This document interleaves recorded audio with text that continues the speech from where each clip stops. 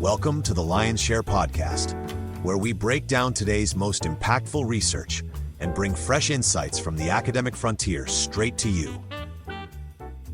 Today we're getting into something huge, really dominant in retail. These massive online brand aggregator platforms. I mean the Amazons, the Alibabas, the Tmalls of the world. Exactly. Their scale is just staggering. Amazon's got, half the U.S. online market, and Tmall over 60% in China. Incredible reach, no doubt. It's like an instant highway to millions of consumers for brands. But there's a catch, right? A big one. There always is. The catch here is control. These platforms offer the access, but they also, they dictate the terms of that access. And that can lead to brands getting sort of commoditized, stripped down. Precisely. They can remove brand elements, steer customers to generic searches, running shoes instead of Nike running shoes.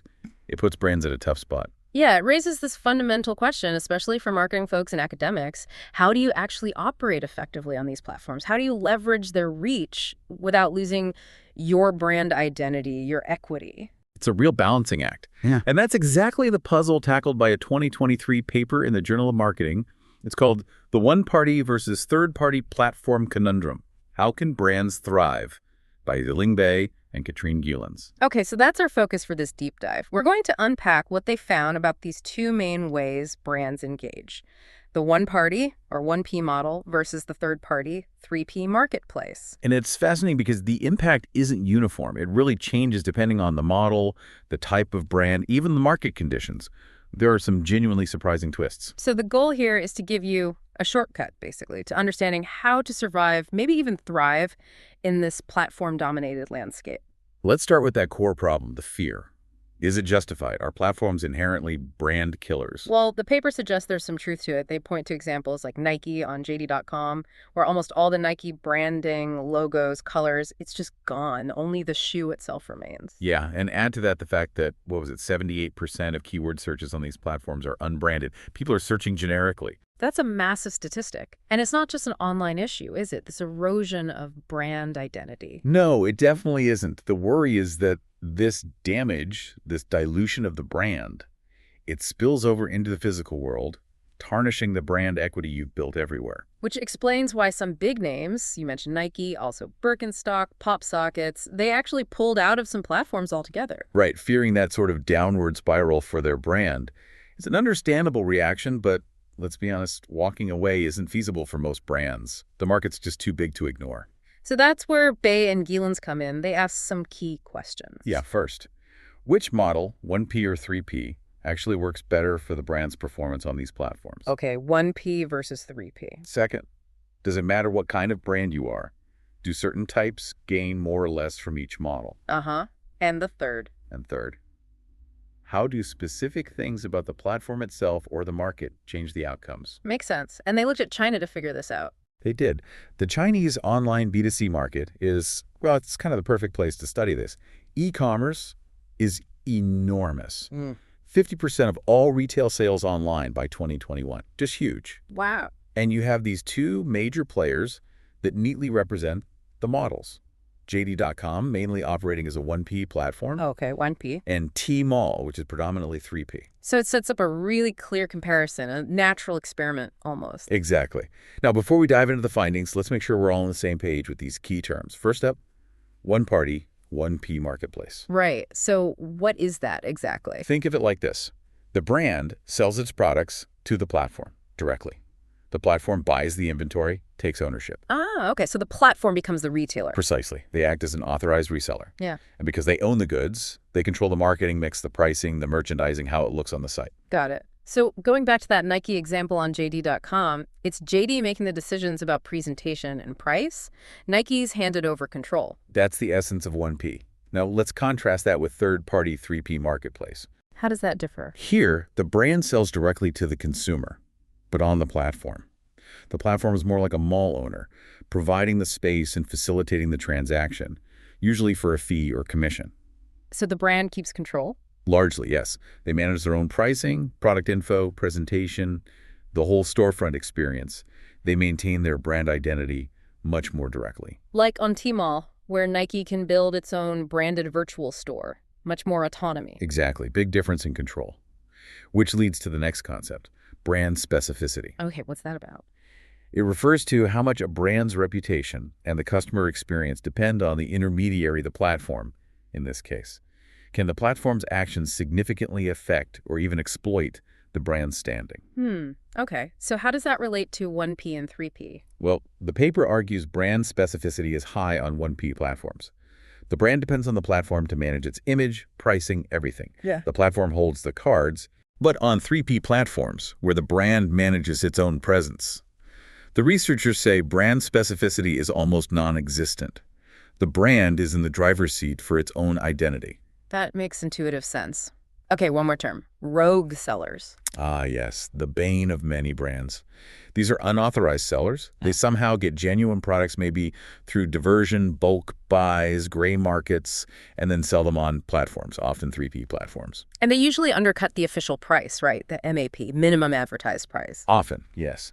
And they typically offer little to no customer service, which reflects poorly on the brand. So they create price wars and damage the brand experience. Absolutely. They cause intense downward price pressure, massive channel conflict, and can seriously harm brand reputation. And the study makes a smart distinction here. Oh. It's not just about how many rogue sellers there are. It's also about the price dispersion they create, that gap between their prices and the authorized prices. That dispersion itself sends signals, often negative ones, to consumers. Interesting. So it's the scale of the price disruption, not just their presence. Exactly. It's a nuanced point. Okay, concept's clear. 1P, 3P, brand specificity, rogue sellers, and price dispersion. So how did Bay and Gielens actually study this? What was their approach? It was pretty comprehensive. They tracked, get this, 1,719 brands. Wow. Across 102 different consumer product categories in China. And they did this over a long period, 2008 to 2017. So nearly a decade of data. Yep. They carefully identified exactly when each brand started selling via 1P on JD.com or 3P on Tmall, or maybe did both or neither. How do they get that data? A mix of sources. Euromonitor for market share, news databases like Factiva, company websites, even the Internet Archive to pinpoint the exact start dates of platform operations. Plus, they use web crawlers for platform-specific data. It's quite an impressive data set. Sounds like it. And they controlled for other factors. Oh yeah, very rigorously. Things like platform differences changing over time, overall category performance, brand advertising spend, R&D, market concentration. The list goes on. Yeah. Crucially, they used advanced statistical techniques, instrumental variables to try and isolate the causal effect of joining a platform, ruling out the idea that maybe successful brands just choose certain platforms. Okay, so they tried to ensure the results weren't just correlations. Exactly. They aimed for causal inference, which is key. All right, let's get to the findings. What did the data actually reveal? This is the exciting part. It really is. And the main takeaway is pretty stark. It directly challenges that simple platforms are bad for brands narrative. Okay. The paper provides solid evidence that, quote, brand aggregator platforms are indeed not created equal in how they affect brands. The model matters. A lot. So what's the verdict on 1P versus 3P on average? Okay, here it is. On average, starting 1P operations selling to the platform like JD.com actually decreases a brand's market share. The estimate is about 0.247 percentage points. Doesn't sound like much, but in big markets. Exactly. For a median category, that translates to roughly $120 million loss in sales. It's significant. Wow. Okay, so 1P on average hurts. What about 3P? The opposite. Starting 3P operations selling on the platform like Tmall on average increases market share by about 0.415 percentage points. And in the dollar value? That's around $202 million in incremental sales for the median category. So a clear difference. 1P bad, 3P good, generally speaking. That's the average picture, yes. But, and this is crucial, the story gets much more nuanced when you look at the moderators.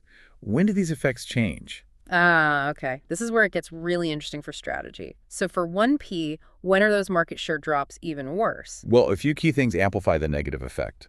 First, brands that struggle to build online trust with consumers. If your online brand trust is low, the market share drop on a 1P platform is much, much larger, almost double the average loss. Okay, so trust is a buffer. What else? Operating in a category with lots of alternative brands. If consumers have many other choices, the share loss from going 1P is greater. Makes sense, right? Yeah. Less brand control means it's easier for consumers to switch. Yeah, that tracks. Anything else major for 1P losses? Yes, and this one is fascinating. Rogue sellers. Remember them. Uh-huh. But they operate on 3P platforms usually. How do they affect 1P? That's the kicker. Even though they aren't on the 1P platform, if there's severe rogue seller activity in that product category on other platforms, it leads to substantial share losses for the brand on the 1P platform. Wait, so problems on Tmall could hurt your performance on JD? That's what the data suggests. It points to this damaging cross-platform spillover effect. Rogue activity anywhere erodes overall brand reputation and trust, which hurts you even on platforms where you seemingly have a direct relationship via 1P. That's a huge insight. Brands need to think much more holistically about the entire ecosystem. Yeah, absolutely. It's not just about managing channel by channel. Okay, let's flip to the positive side. 3P operations. When are those market share lifts even bigger? The single biggest factor: prior direct-to-consumer or D2C experience. Selling directly from your own website, for instance. Exactly. Brands that had previous D2C experience before launching on a 3P platform saw a massive market share boost. We're talking a lift of over 2.5 percentage points compared to the average 0.4 points for those without D2C experience. That is enormous. What does that tell us? It strongly suggests that the capabilities you build running your own D2C operation, managing online marketing, fulfillment, customer service directly, are incredibly valuable and transferable to succeeding on a 3P marketplace where you retain control. Makes perfect sense. What other brands do particularly well on 3P? Premium price brands tend to gain more. And interestingly, non-leading brands, the followers or challengers, they actually see the biggest strides on 3P. Really? So it helps challenger brands more than market leaders? It seems so. Yeah. Which supports this idea of 3 key platforms acting as potential online equalizers, giving smaller or newer brands a chance to compete on a more level playing field based on their own branding and execution.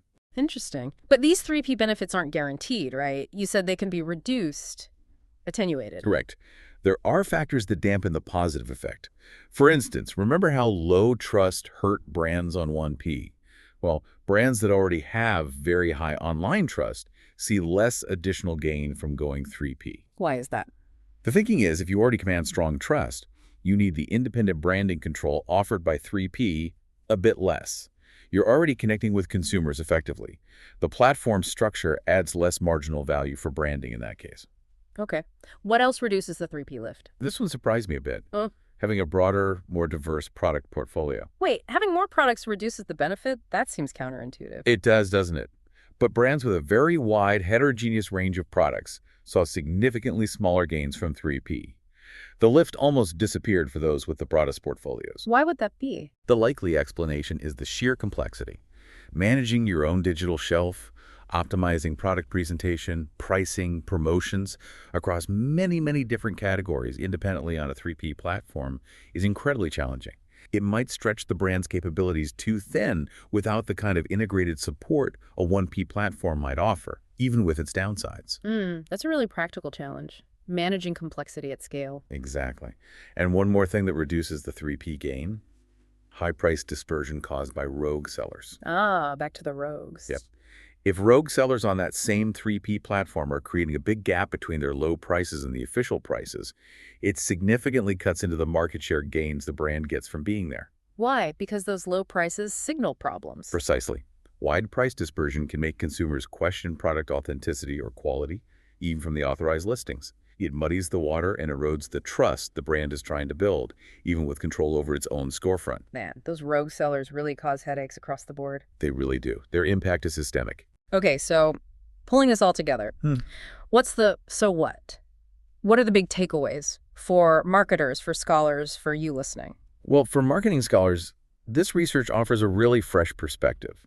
It clearly differentiates 1P and 3P, not just as channels, but as distinct governance structures with different strategic implications. It elevates the role of branding, too. Absolutely. It puts branding front and center in platform management, not just assuming it happens. Yeah. And the insights on rogue sellers focusing on price dispersion and those cross-platform spillovers, that's genuinely new theoretical ground. And for the managers, the practitioners listening, what's the actionable advice? First and foremost, platforms are not all the same, and they aren't inherently brand killers. That narrative is too simplistic. Right. 1P can hurt, but 3P can actually help. Exactly. 3P platforms, managed strategically, can nurture brands. So the choice of governance model is absolutely critical. It has to be based on your specific brand characteristics. Like your price point, your D2C experience, your existing level of brand trust. All of that. And consider luxury brands, often hesitant about platforms. This study shows they can actually see significant gains on 3P, especially if they have DTC experience, while they tend to suffer on 1P. That's a huge potential opportunity. In the rogue seller point means? It means you need comprehensive omnichannel monitoring and enforcement.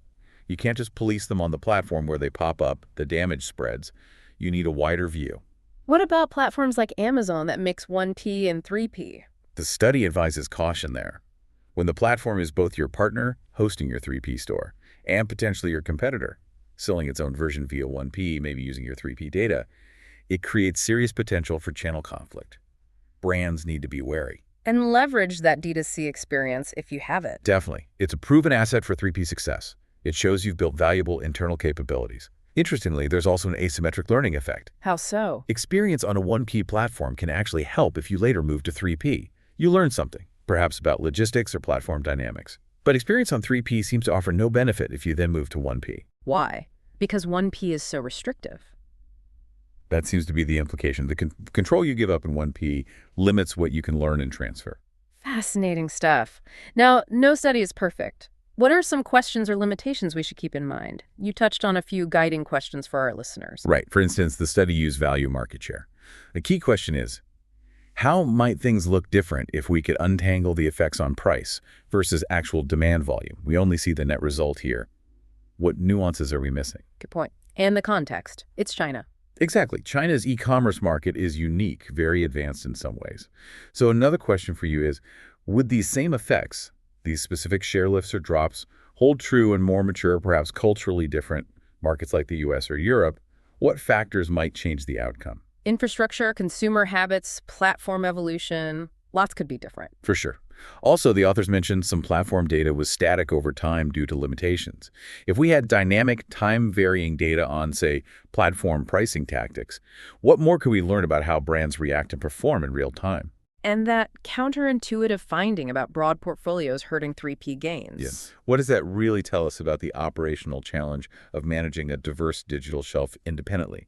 What specific assortment or maybe even tech stack decisions become critical for brands with wide ranges trying to succeed on 3P? It really begs the question about internal capabilities versus platform support. Lots to think about there. So let's recap. We've dug into the critical differences between 1P and 3P platform models. We've seen how brand traits like trust and D2C experience and market factors like competition and rogue sellers can drastically change the impact of these models. And we've highlighted that complex, often damaging role of rogue sellers, especially their cross-platform spillover effects. The big picture is clear.